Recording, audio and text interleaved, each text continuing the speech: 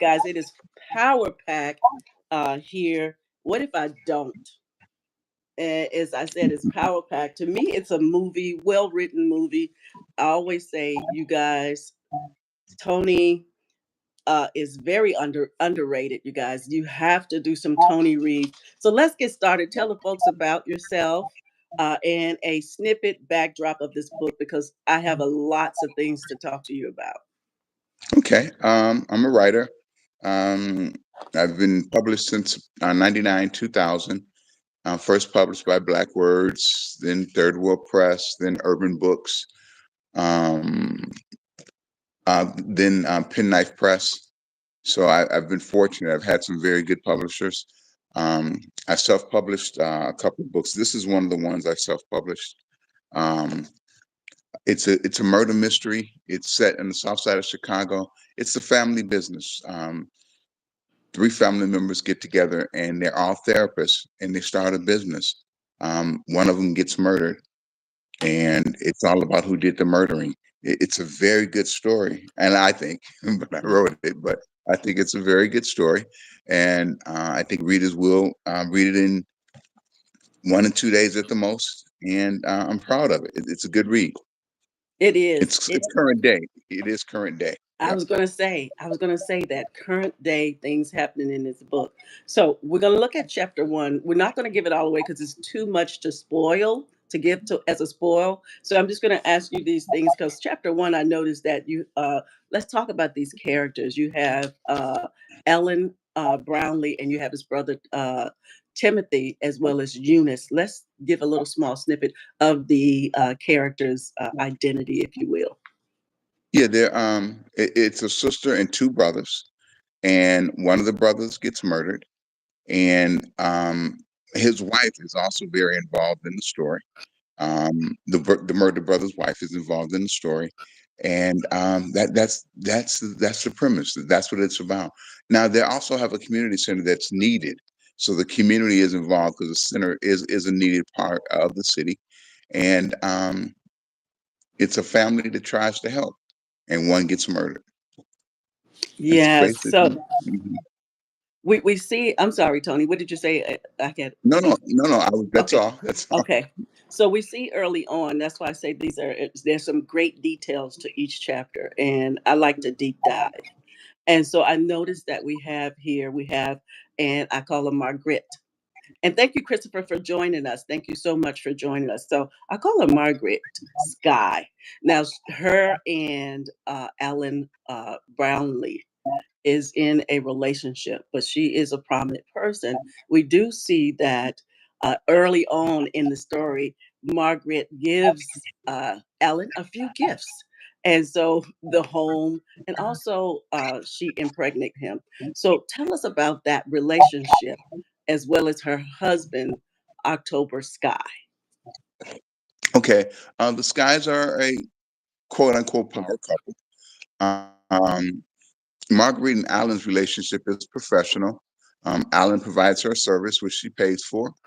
Um, Basically, he's an escort, and they are they have that professional relationship. And you see how he has developed into this type of escort. You see why Marguerite decides to use it, although she wants, you get the feeling that she wants to be more involved than just what she pays for. So, but that's basically their relationship.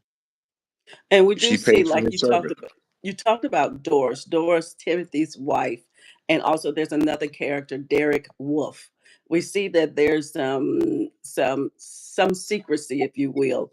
And prior to that, you tell us early on in the story that Doris was in a relationship with Derek Wolf prior to meeting Timothy, and it gets a little sticky in that situation. We also see where Timothy, as they go along in the story, Timothy has a backdrop of something that is very, the family has nothing to know, no knowing of it, but they do know of his escort services, as you say. Let's talk about a little bit about Timothy and his background without giving so much away. There is so much to him that his family doesn't know. Okay, yeah. Timothy. has started a with Derek. They have a private eye service of sorts where they deal in secrets, and these secrets, um, some would say, is one of the reasons why he got killed. It depends on how you interpret the story. Um, but they're private eyes, and they work helping people get out of situations. But that's not no. It's not that it's a secret. It's just that the other people in the family weren't involved in that aspect of his business, and Mhm. that only becomes known when they investigate his murder. And his involvement with Derek Wolf. Derek Wolf turns out to actually be involved with Doris too. So it is an interesting twist. It does. And then you see Sergeant Tate. Sergeant Tate, not only, as you said early on, you have Timothy who was murdered. And the style in which he was murdered, there's a skillful way, an ice pick killer, if you Mhm. will, and there's a skillful way in which it's done. You see that Sergeant Tate not only go to the house to speak to the family about their brother's murder, but you also see some things where he is identified talking to them as well as being on the murder scene. So tell us about that. Sergeant Tate, he's not as squeaky as we think he is. Right. Sergeant Tate is a police officer currently, but there was a time he was a gang official or one of the leaders in in the gang, and he has connections that are beyond um, what people expect from a police officer. And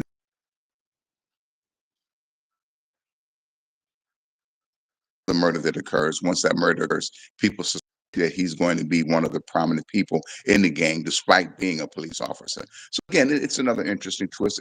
That was me showing that people have histories, right? One is not always what they appear to be or what you see them as now. There is a history to people, and that was just his history. We So. we see also early on, I'm gonna back up a little bit. We see early on that there was a hijacking, car hijacking going on, and then you see that there was one of the um, guys, Green, he was in there. So you see a carjacking happening, and you see simple words that come from Eunice that says she blesses him.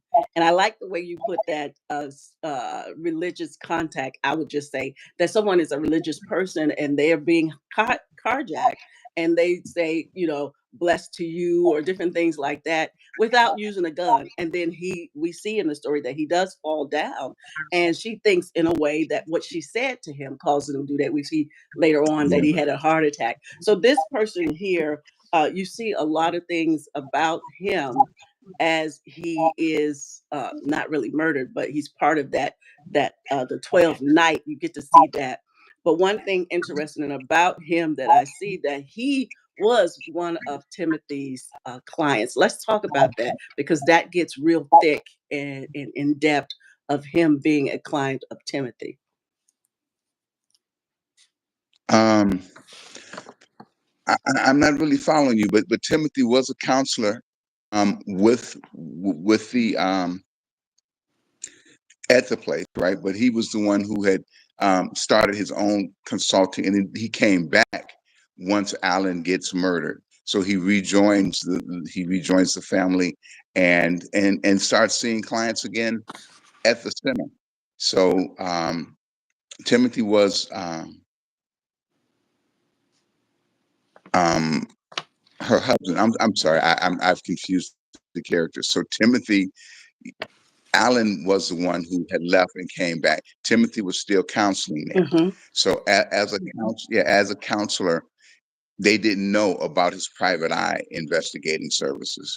So he did find out, and one of the gang leaders is also in prison, and he also gets murdered too. Hmm. So it's again, the storyline is, I think it's extremely interesting, and I think others will too. It is. It is very interesting. Very, very interesting. So we have some things like uh, I want to go with the relationship of Derek and Doris. Um, this book is very comical at the same time. You want to slap somebody at the same time. You want to cry, and all of those Thank you. emotions you bring Thank out. you. So I was, it made me laugh that Doris, um, when you see her, she is being to a call. You see, Derek Wolf is involved in that call because there's a parent whose son who is a runaway and everything, and so she does not want Wolf to come and open her door because he is a white man. So tell us about that part right there. I can understand. I was born in the '60s of how that would flow. Why was it important to show that dynamics of seeing Derek Wolf in a position where he can help, but at the same time, there is some systemic racism as to why he is not trusted. Yeah,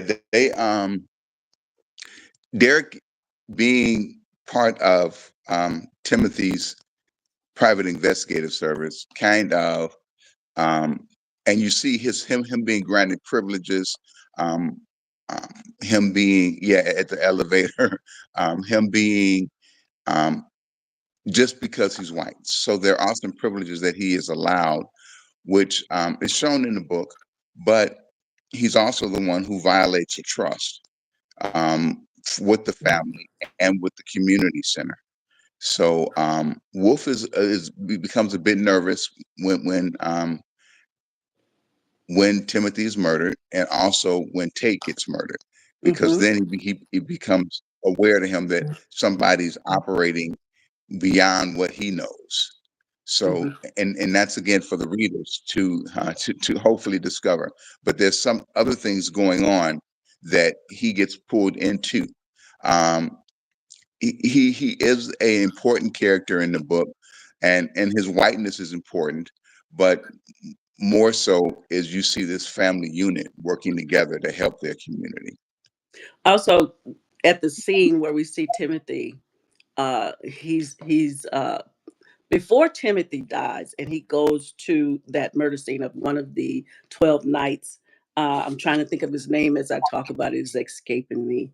But we see the scene, and I like when you brought this out, Tony.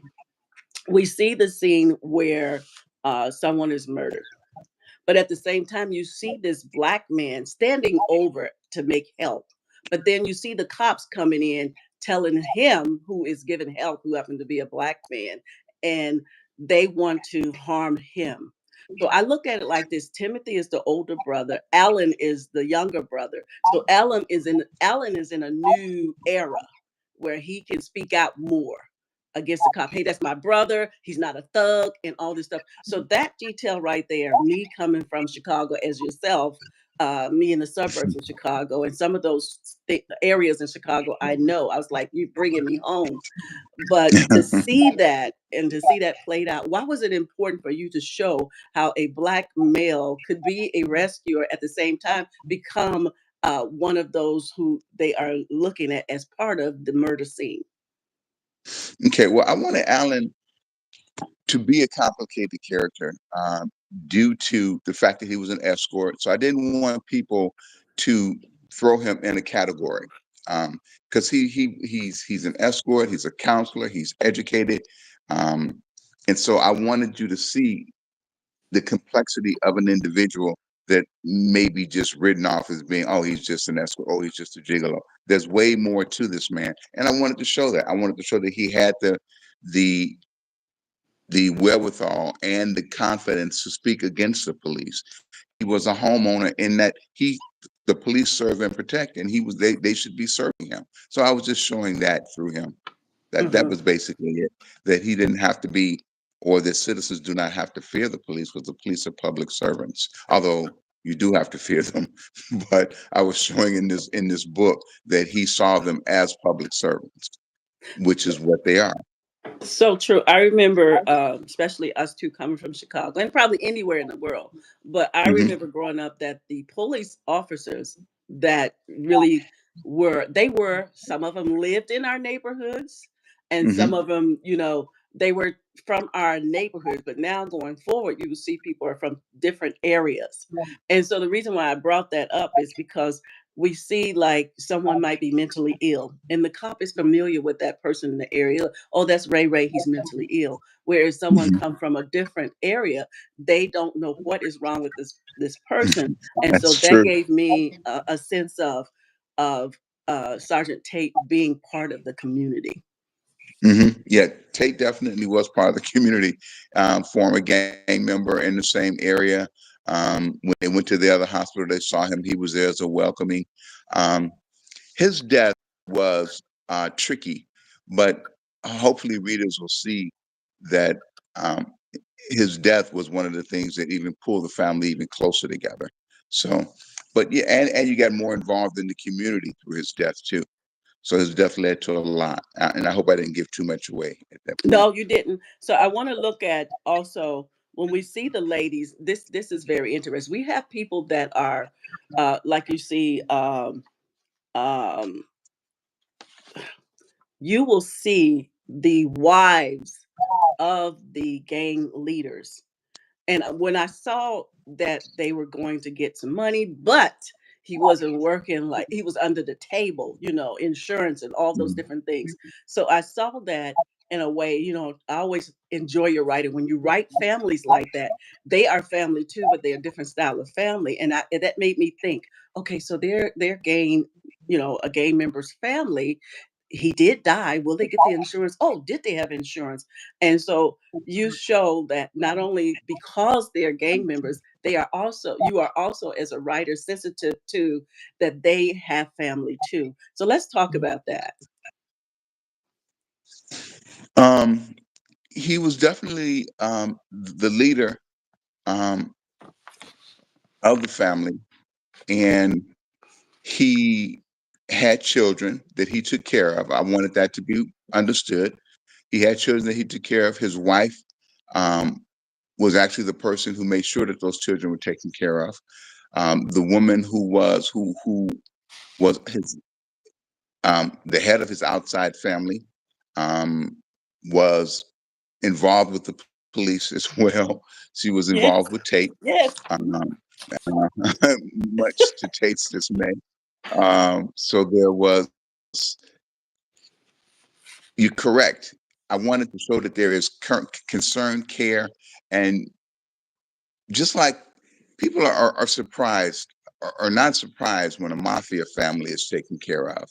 But if someone has if it's a gang member's family, there's not supposed to be this, but it is. There's not there's organized crime is organized crime. A gang is part of organized crime. Some gangs don't even commit crime, but this gang is part of organized crime. So I was trying to show that that same type of status, if you will, goes to gangs as well as the status you would give a mafia should be given to a gang, in my estimation. That's Wow, all. that was good. I told you I was going to dig deep in there and see those things. I really like how you did that. But this pot gets really, really thick, and I certainly don't want to give it away. But Uncle Maxwell, Hmm. he has a lot of wisdom. He talks to Timothy and Alan. Tell us about, because we don't see moving forward, we don't hear of uncles, like we used to, that Hmm. stepped in for those fathers. And I see Uncle Maxwell as a one of the prominent people in the family. Even though he was an uncle, to me, he was a patriarch within the family. So let's Hmm. talk about Maxwell and his relationship with his nephews. His nephews and niece. He definitely the male patriarch, or patriarch being male, but definitely the patriarch. Um, and he sees his nephews for what they are, right? He knows that, in his opinion, Timothy has been a bit shady in some of his business dealings, um, and he doesn't pull that punch. Um, he manages the center because he has an MBA. He's a counselor, so he's involved. He's like the working person behind the scenes and the family. Um, when Alan gets when Alan is murdered, he is concerned. I'm sorry. When Timothy is Timothy, murdered, yeah. he is concerned about the murder, and he thinks that it was more to what Timothy's done based on how he's been keeping the books. So he is a bit not wholeheartedly unaware of what Timothy's outside things were, but he doesn't allow that to stop him from helping with the community center and the development of what the community needs. He's part of that as well. I see a character in there that, well, I'll talk about Ocean. I'm sorry, not Ocean. I'll talk about Mr. Sky and October Sky and his wife. Hmm. Okay. I had to open my eyes and buck. I had to open my ears and buck my eyes because I want to make sure this is what I heard. So October tells Alan to watch his wife for him. Oh no. Alan has October's wife has been purchasing Alan's services, and October figures that out, and they're in a conflict over that. He comes over and he tells him to stay away from his wife. Mm-hmm. Yeah. Yep. Because I So was yeah, like, he okay, found out. but I was like, did he just say, "Watch my wife for me"? No, no, I'm going, where no. is I'm getting this from? Because I'm like, they're in a great confrontation. You get to see this, and I'm like, because there's a lot of things that happen and it happen fast. And I remember a little back when I was wondering um if Eunice and Alan and Timothy had an older brother. I figured it out. I went back. It was Doris' older brother that passed. Doris. And so they Mhm. mentioned that Doris, when because of Timothy's funeral, she gets a little, where she needs like some type of uh, sedative or something to calm her down. Mental. Yeah, Yes. And then where yeah. Eunice, This is. she gets a little different. So I had to go back and see that. So you have more characters in there. Is his name Standish? Or Stanley Hmm. Standish? Is that how you say his last name? Right. Yes. Yes. That's correct. Yeah. It gets thicker and thicker. I don't want to give that away of what he's doing. You hear a lot about him, but we do know he is Hmm. this rich man. Let's talk about Stanley, this rich man. And it Who appears, has to as a go to reader, you prison? will see in there that things happen to keep him safe, to keep Stanley Standish safe. Hmm. He goes to prison. He He gets protected while he's in prison. Once he gets out of prison, he becomes concerned that the monies that he had to pay and the services he had to provide while he was in prison will link him to other crimes. So he is another catalyst in the story. Without giving it away, he's another catalyst in the story, and he draws together the characters because Timothy actually counsels him in jail, so that involves the family. Um, Tate becomes involved with him because who the guy looks to get the protection from is part of Tate's historical past. So you see a relationship there. Standish is a catalyst in the story. He pulls people and things together and situations together around him. But he also is a person who's granted privilege due to his race, even in prison. So, Wow. Wow.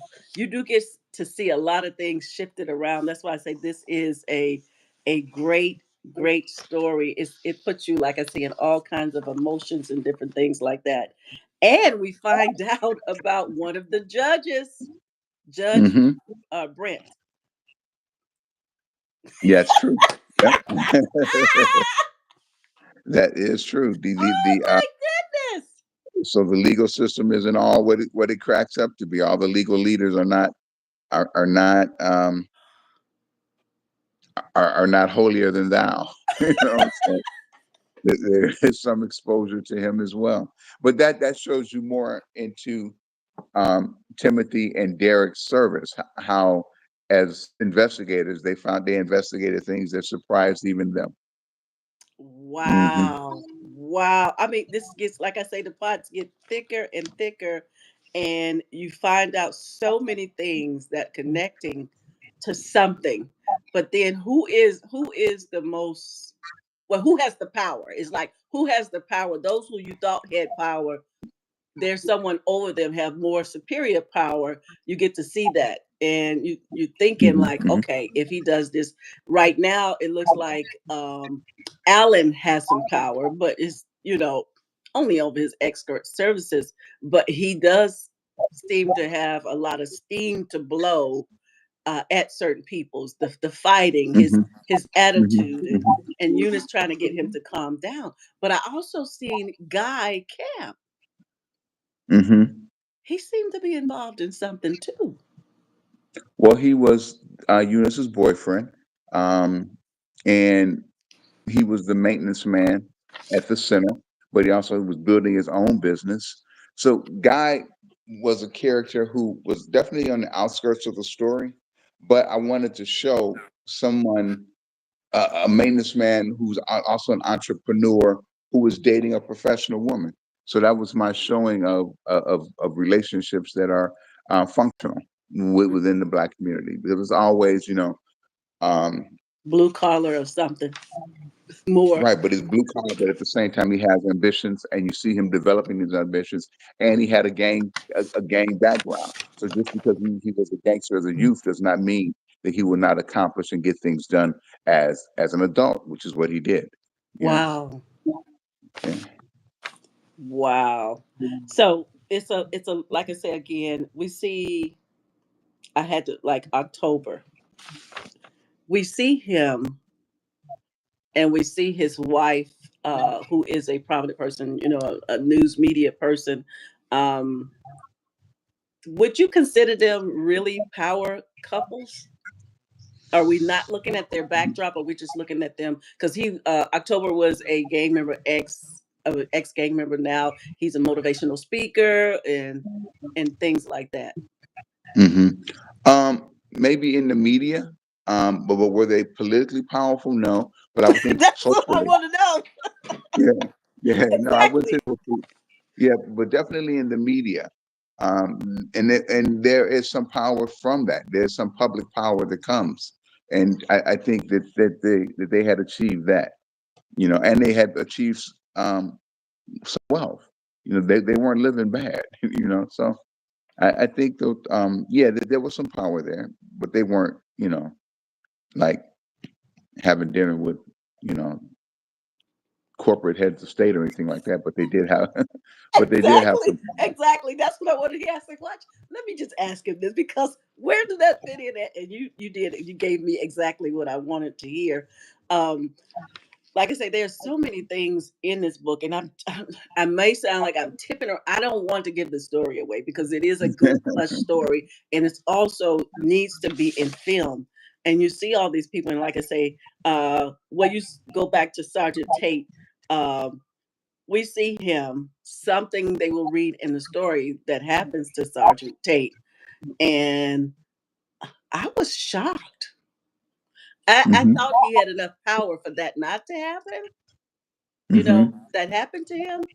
And Hmm. also, when I look at Derek, I see Derek, but I see Sergeant Tate having more power than Derek. But looked like to me that Derek was I wouldn't say that he was a lot smarter, but he was able to navigate. Hmm.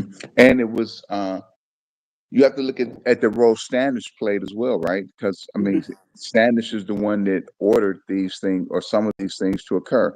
So Tate's demise came through because of Oh, I don't hear you. that's okay. Tate's Okay. demise came through because of his association with Standish. That's Okay. why, yeah, that's why Tate died, because he was the one that got the protection for him in prison. But there was also some, how that payout occurred was what became dangerous for Tate. Hmm. They did mention, and this might be okay. I thought about the music industry, as well as in your book, how, those who became rich died. And I Hmm. thought about it in like a true industry where we see that those who ask for their royalties in real life, they are killed. or they Oh died. wow. I can't say killed. I don't want to say that, scratch it out the way. But some reason when they're asking those, you got Prince, you got others. I'll say that when they're they're way up there, but for some reason when they ask for royalties, things happen. So I got a chance to see that like that. They, you know, she asked, Eunice asked, or one of them asked, why is it that when they become rich, they no longer hear? So tell us about that. What was it about you as a writer to write that scene? I'm well, I don't know if that they were wealthy, but their wealth, they thought their wealth would separate them, particularly Marguerite. She thought her wealth would separate her from um, the day-to-day intricacies of the danger that she was around, right? She was sleeping with Alan. Alan's brother was killed. Um, Tate, a police officer, was murdered.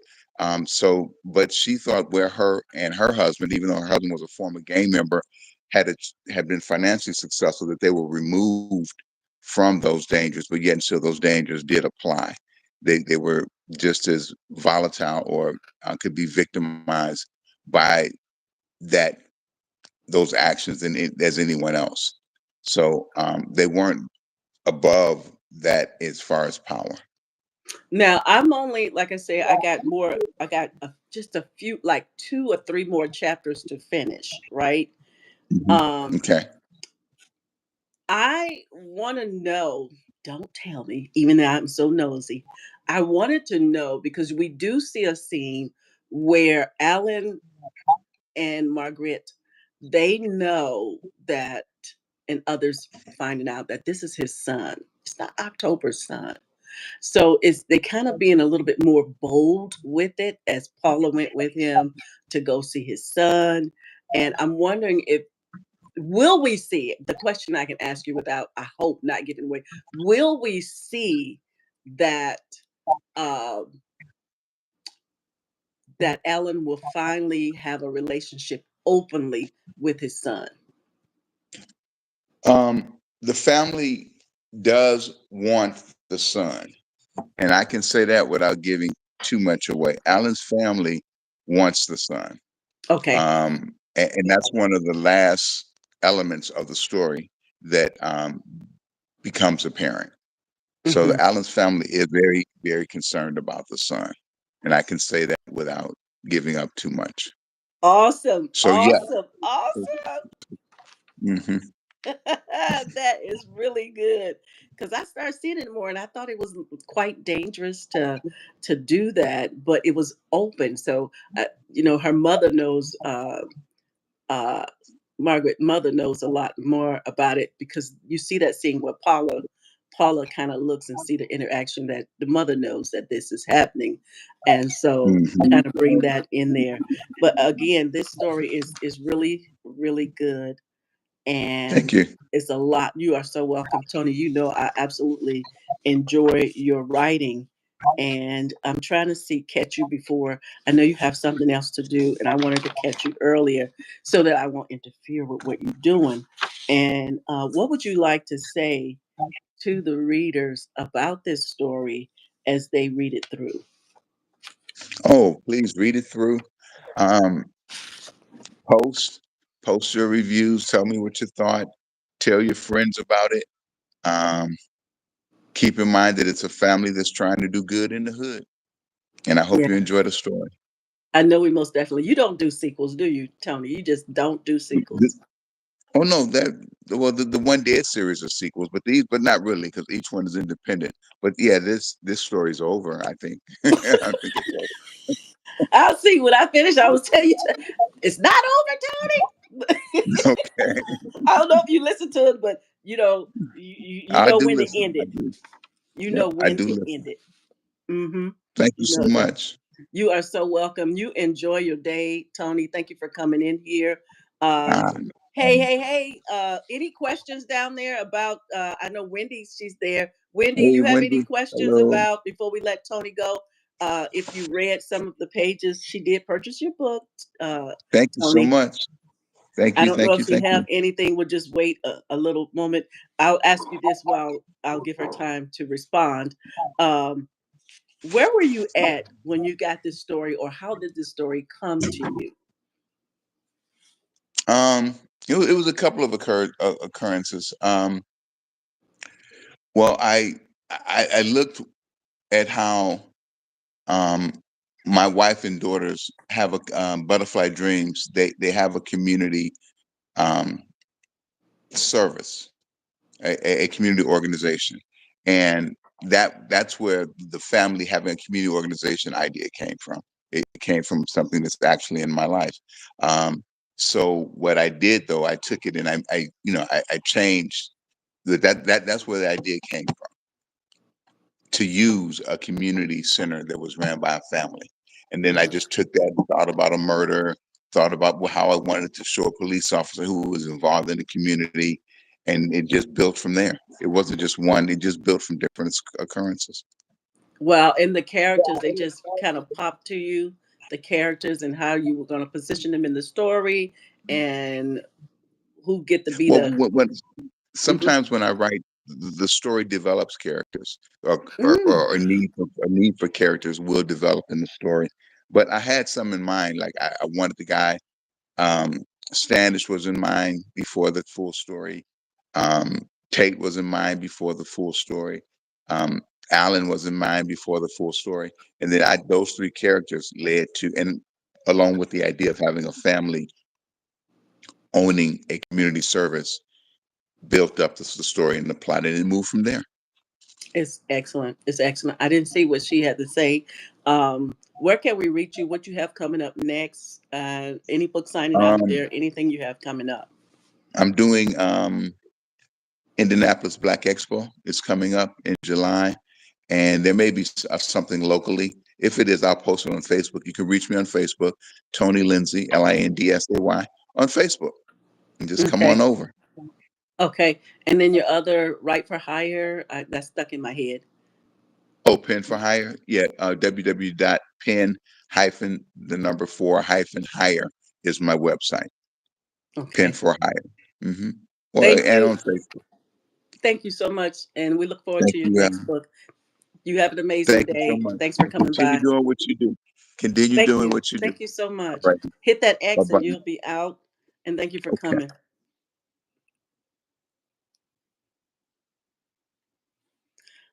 Yeah. Thank you guys for being here. Again, Tony Lindsay, his book um, that we have here, What If I Don't? It is quite loaded, guys.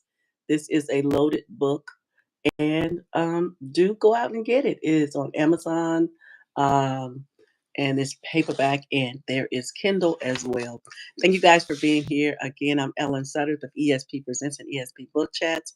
Let me ring page turners your way. We will have a live event here August 16th at Red Roof Inn. It used to be the Mulberry Inn up near the Fort Houston Space area. And we are looking for now 17 authors. This is a full-fledged book signing. You guys will have trivia and games with the patrons based upon your book. Do share, swipe, and share.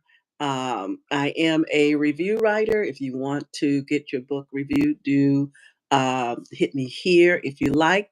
And also, we do have our scout out shout out. We'll be bringing it here. It is a uh, 3 to 5 minutes, and I'll talk before, so we'll it end up being a 10 minute show, and that is a donation there, so you can talk to us about that.